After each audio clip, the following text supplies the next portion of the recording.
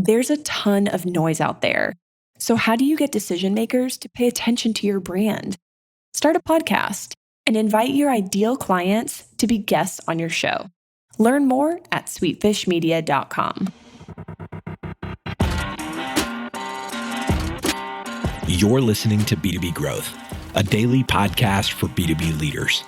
We've interviewed names you've probably heard before, like Gary Vaynerchuk and Simon Sinek, but you've probably never heard from the majority of our guests. That's because the bulk of our interviews aren't with professional speakers and authors. Most of our guests are in the trenches leading sales and marketing teams. They're implementing strategy. They're experimenting with tactics. They're building the fastest growing B2B companies in the world. My name is James Carberry. I'm the founder of Sweetfish Media, a podcast agency for B2B brands, and I'm also one of the co-hosts of this show. When we're not interviewing sales and marketing leaders, you'll hear stories from behind the scenes of our own business. We'll share the ups and downs of our journey as we attempt to take over the world. Just kidding. Well, maybe. Let's get into the show.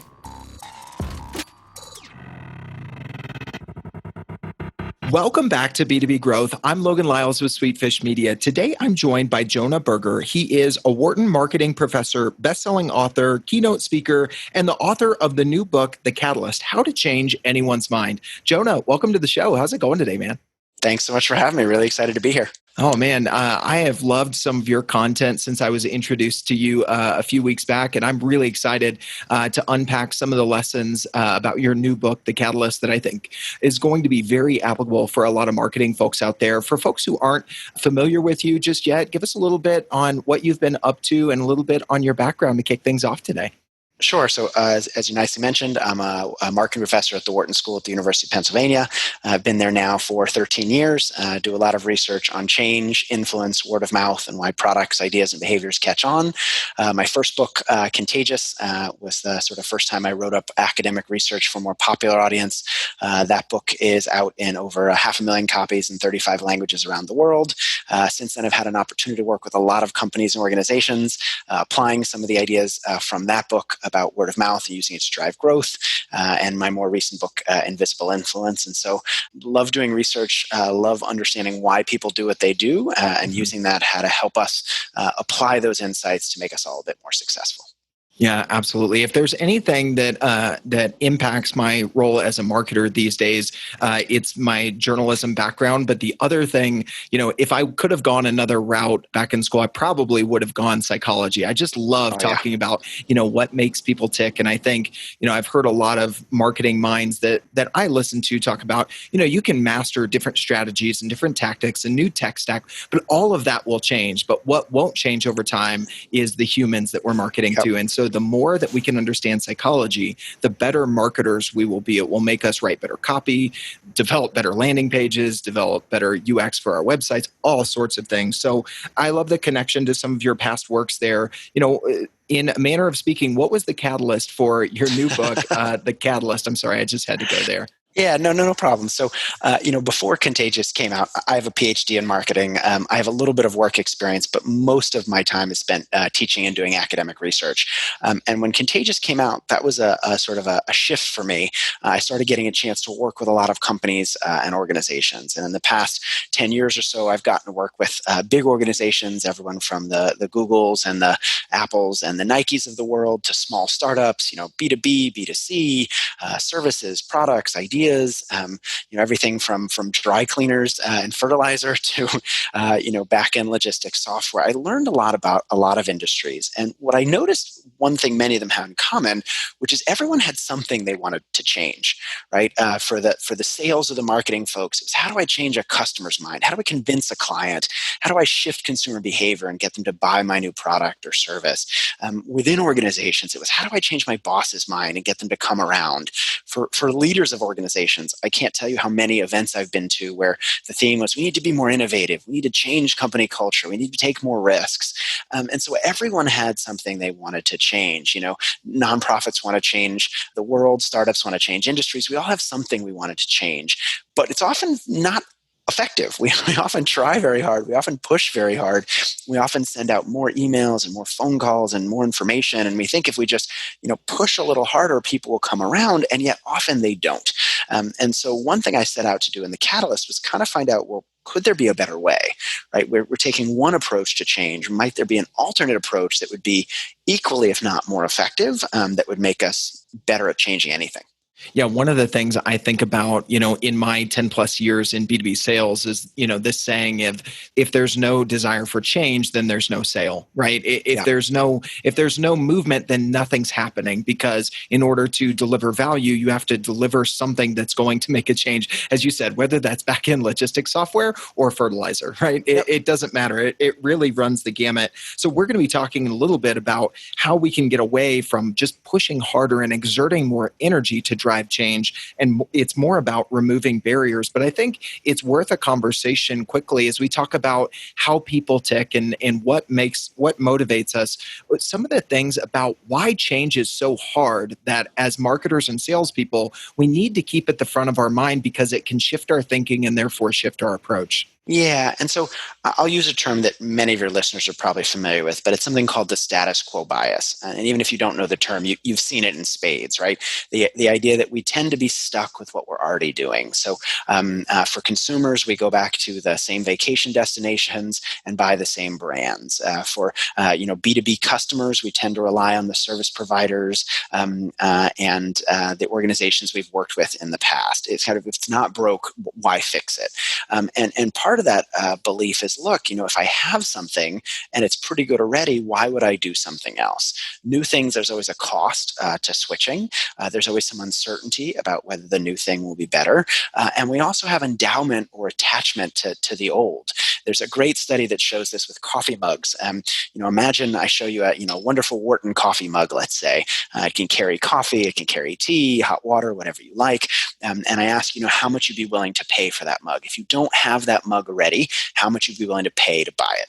Okay, great. You might say $2, $5, $7, whatever it is. Imagine instead of asking how much you'd pay to buy it, I gave you that mug and I said, hey, how much would you be willing to sell this mug for? So you had the mug, you could check it out, see what it was like, use it a couple times, and then see how much you would be willing to sell it for. If anything, those numbers should be the same, right? Whether you're using a product or service, whether it's a coffee mug or logistics software, whether you have it or not shouldn't change your valuation of it. The thing is still the thing. It still holds coffee or tea. It still does a good job or not so good job of solving your software needs. But research shows, hey, if we have it already, we value it sometimes 2 times as much as if we don't. We value that coffee mug much more if it's the coffee mug we have already. We have to get paid a lot to be willing to sell it. We're not willing to pay as much to buy it in the first place. And so researchers talk about the endowment effect of the status quo bias. We have inertia. We're unwilling to move away from things we have already. We're attached to those things, and we're uncertain or scared about those new things that we could potentially move to. And so both of those things make change really hard, right? I think often salespeople think, oh, well, let me just tell you about all the reasons that are great about what I'm trying to sell you. Mm-hmm. We forget that anytime someone's making a switch, there are both losses and there are gains. Even if I get a new iPhone, for example, yes, that phone has more memory and a better camera, but it might have a different form factor. It might cost more money. It might have a variety of different things that are different and new. And even though it's not as good, it's technically not better. My old one is something I'm attached to, and we're very reticent to get rid of old things. And so when we're trying to get people to switch, we're not just telling them how great something new is. We've got to convince them to let go of that old thing, which is often hard to do. Yeah, absolutely. The coffee mug example makes me think of interactions I've seen and been on both sides of, or been a third-party observer of, at garage sales. It's like someone's like, oh yeah, $5 for this, and they're thinking like 50 cents. And you see this look like, how dare you insult me with that offer, certainly. Right? Of this sweater that came from, that sort of thing. One thing I heard in a sales training a long time back, especially if you sell B2B and you sell, mid-market or enterprise, where there is a personal relationship usually with the person that between the buyer and the seller. I mean, that's the case everywhere, but more so as you move up market and not as much the high transactional sales. And it's this: I'm not just trying to sell you to hire me. I'm asking you to fire the last guy or the last girl or the last company or whatever. And we don't keep that. We don't take that into account. We just start, hey, here's all the benefits of working with me. So in your mind, Jonah, and what you've seen, do you see then, okay, we need to speak to those switching costs. We need to bring those out in the open and be transparent about them and show how we've helped people navigate those in the past before we ever get to the benefits? Or how do you see, us as marketers and salespeople dealing with the reality of both of those? Yeah, I think this gets a little bit to what you alluded to before, but I think when we try to change minds, the traditional approach we use is some version of pushing, right? We send more information, we make another call, we list more reasons. We think if we just give people more, they'll come around. And that intuition makes a lot of sense, right? If there's a chair sitting in my living room and I want to move that chair, what do? I push it, right? I push it in a particular direction with the notion that if I push it hard enough, it will go in that direction. But there's one problem where people are different than chairs, and that is when pushed, people don't just go along. They often push back, right? They think about all the reasons why they don't want to do what you're suggesting. They have all those biases of, I'm attached to what I had before. There's great research, for example, that shows the longer someone's lived in a house, the more they value that house, even outside of how much it's actually worth, because you're attached to it. You're attached to that old supplier. You're attached to that old process, that old way of doing things.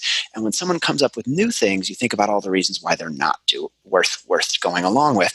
And that's really why we need this different approach. Pushing harder is not going to do it. All that pushing harder is going to do is get people to push more in the opposite direction.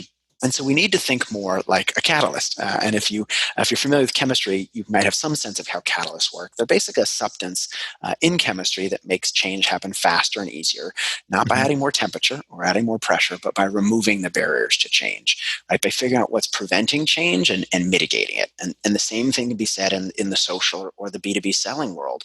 Not, hey, what could I do potentially to get someone to change, but a subtle shift in that question. Why haven't they changed already? Right? What's preventing them from changing? If I'm trying to get someone to buy new software, for example, is it they're not aware that it exists? Are they aware that it exists, but they don't believe the value proposition? Do they believe that value proposition, but they think it's too expensive? Do they think it's not too expensive, but they don't think it'll work with other systems? What is that thing or things preventing them from changing? Think about often a customer journey. Where in that journey are things falling down?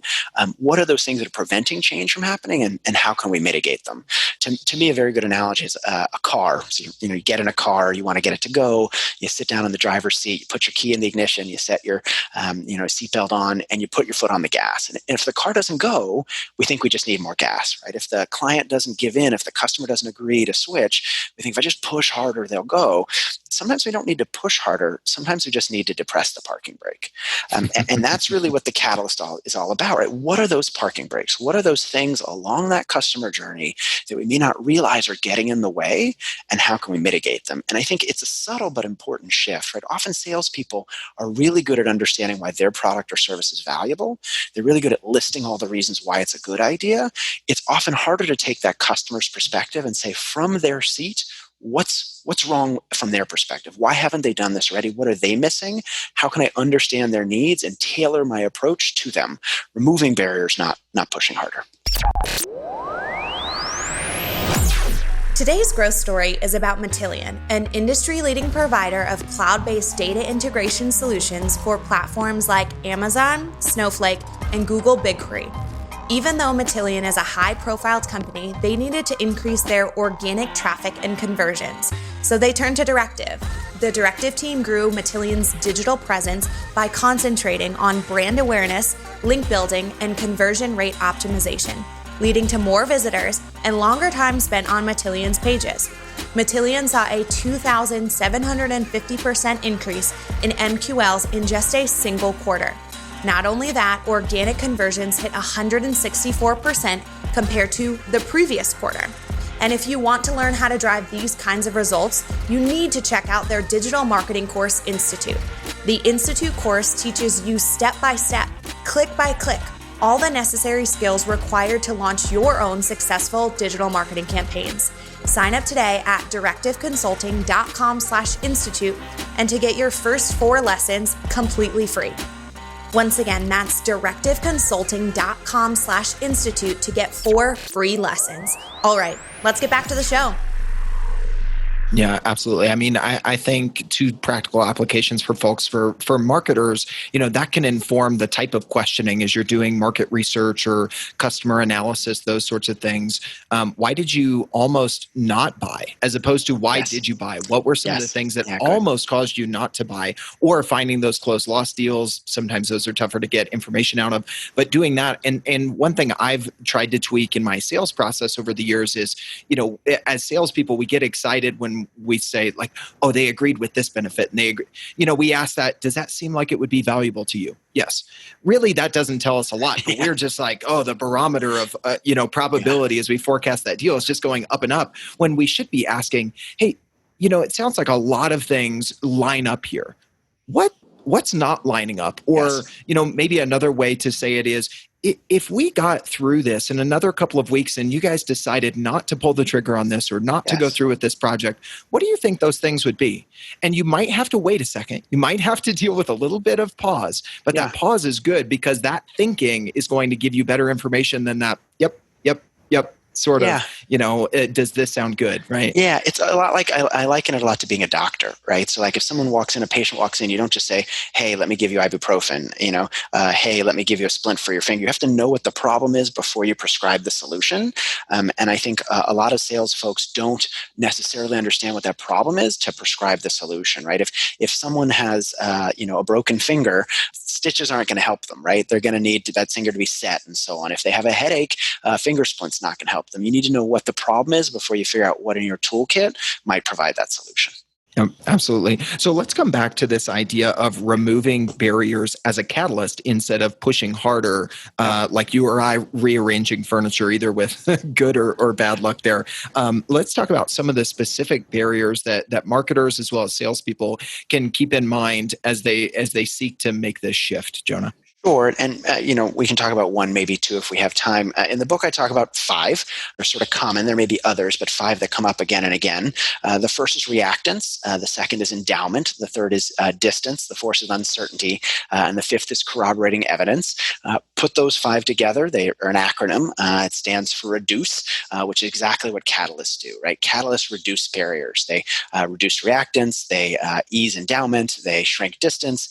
They reduce uncertainty, and they add corroborating evidence. And so just to pick off one of those, the idea of reactance, and that was a little bit we alluded to before, the idea when we push people, they often push back, right? We think that if we tell people why they should do something, they'll want to go along. But people have a drive for freedom and autonomy. They want to feel like they're in the driver's seat of their own lives. They want to feel like their decisions, their choices are driven by themselves rather than someone else. And so when we step in and we ask people to do something, or even ask them not to do something, they often push back. They're often less likely to do what we want. So in the book, for example, I tell the story, you probably remember, some of your listeners probably do, of the Tide Pod Challenge a few years ago. There was this thing, many of us are familiar probably with Tide Pods, the things you stick in the washing machine to wash your clothes. People were eating them. For whatever reason, there were funny videos online. People were challenging each other to eat Tide Pods. So Procter & Gamble's sitting there going, what should we do about this? They don't think they need to issue a press release to tell people not to eat chemical pods, but they're like, maybe we should. So they end up coming out with a press release, don't eat them. They hire Rob Gronkowski to film a short clip for social media, don't eat them. They're telling people again and again, don't eat these things. And they think that would solve the problem. And that's when the exact opposite happened, right? So you look at search traffic, it had gotten some attention. Procter & Gamble comes out and tells people not to do it. Suddenly search traffic jumps by 700%. Visits to poison control go up as well. Tide telling people not to do it is basically an advertisement to go do it. Warnings often become recommendations. Now, yes, as salespeople, we're not asking people to eat Tide Pods. We're also asking people to do something. And the same process happens, right? When we ask people, hey, do this, hey, buy this product, let me tell you why it's so good, they don't just sit there and listen. Their anti-persuasion radar goes up, right? Not only are they trying to ignore our message, but they're also counter-arguing against it, why everything we're suggesting might not be right. And so often to get people to listen, we can't just give them one option, right? When we give them one option, they're sitting there thinking about all the reasons it's wrong. Sure, you're making this proposal, we should switch to this particular product or service you're offering. I'm sitting there going, why it's not for me? And so instead, one of the tactics I talk about in the book to combat this is to provide what I'll call a menu. So rather than giving people one option, give people at least 2. right? I'm not suggesting you do this. I'm suggesting you do this or that. So think about it in our personal lives, for example. You're talking about it with a friend about what to do this weekend. They say, oh, what do you want to do? You say, oh, let's go to a movie. They go, oh, I don't want to go to a movie. It's too nice outside, right? When you suggest something, rather than going along, they sit there and they think about all the reasons it's not for them. If you're suggesting it, they want to have agency. They want to pick it themselves. But when you give them a choice, it subtly shifts what they're doing. Right? Rather than sitting there going, oh, let me think about all the reasons it's wrong with what you're suggesting, they're thinking about, well, which of the two things you suggested is better for me, which makes them much more likely to go along at the end of the day. And same thing when you're presenting with a client, right? Smart consultants often do this. They don't just provide one path because then the company says, well, here's why we shouldn't go down that path. They provide 2 or 3 paths, which encourage the company or the manager to say, okay, which of these paths is better for me, which makes them much more likely to go along at the end of the day. And so this idea of providing a menu, you're not providing infinite choices, right? You're not giving people just like a menu at a restaurant. Menu at a restaurant is not, hey, you go to Italian food, you can have sushi. No, you can't have sushi. You can only have what's on the menu, but it's a limited number of things that provides bounded choice that guides people in a direction. You're not forcing them to, but you're guiding them and you're giving them some agency. Bounded choice. And I've been, quote unquote, victim of this because I've been known for, I'm going to try the newest thing on the menu that's on special with the picture of it. I'm just drawn in there because I want to try new things typically, but I know that I'm being guided to that choice, right? It's on special for a reason. So, I see that play out in day-to-day life as well. You and I, Jonah, had talked a little bit about maybe diving into uncertainty, but I think another one real quick as we wrap today might be the corroborating evidence, because I think for salespeople who, throw out the wrong references, for marketers who don't understand the power of the right type of case study. I can remember a time where, I was newer in sales and I sold office equipment. So copiers and printers to local churches and local law firms, that sort of stuff. And I was talking to this little local church and I said, we work with, this big utility company that's really well known out here in Colorado. And she said, well, that's great. But it seems like, how are you going to serve us, right? When I had 3 other church references I could have dropped, but I didn't.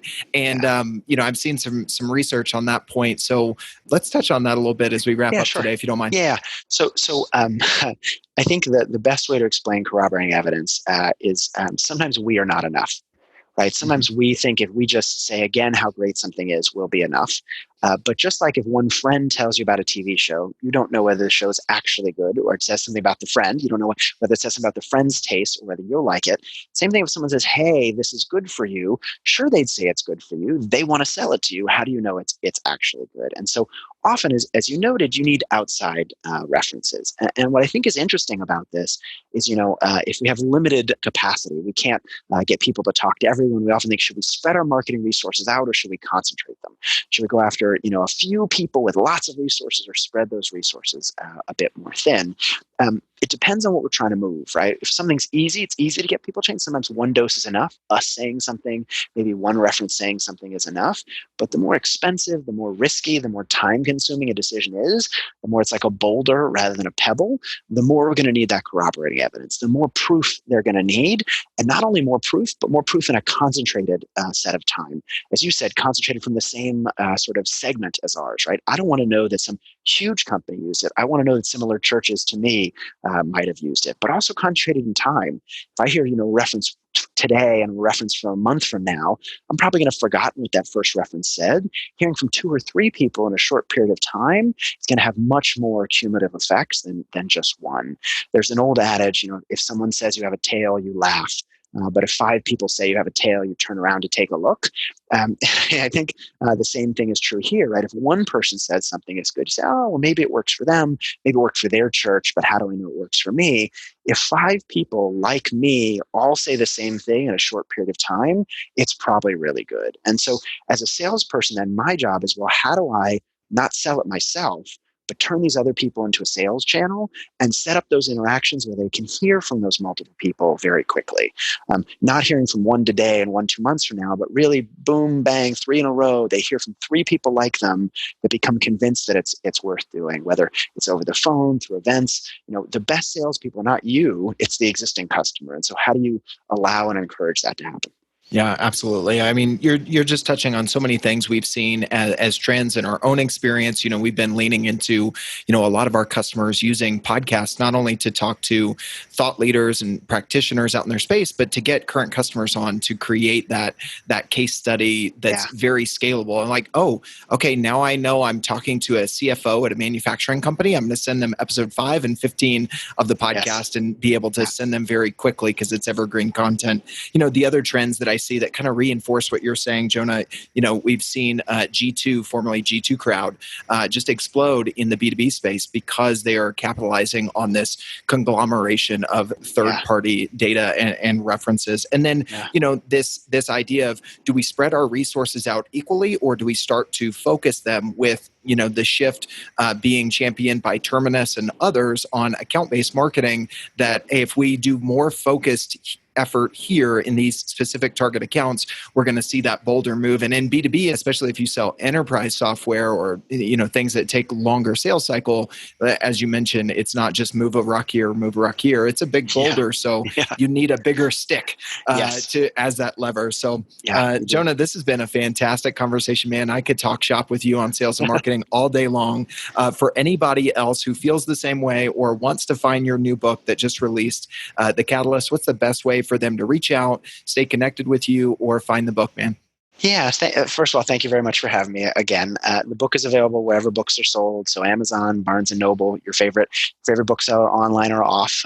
Your listeners can find me at my website. That's just Jonah, Jonah, Berger, BERGER.com. And I'm at J1Berger on Twitter. And there are also some great free resources on my site. So guides to help you apply these things in different industries or different situations, from changing a client's mind to figuring out how to get your boss to do something new. You got it, Jonah. Thank you so much for being a guest on the show today. Thanks so much for having me. Appreciate it. I hate it when podcasts incessantly ask their listeners for reviews, but I get why they do it, because reviews are enormously helpful when you're trying to grow a podcast audience. So here's what we decided to do. If you leave a review for B2B Growth in Apple Podcasts and email me a screenshot of the review to james@sweetfishmedia.com, I'll send you a signed copy of my new book, Content-Based Networking, How to Instantly Connect with Anyone You Want to Know. We get a review, you get a free book. We both win.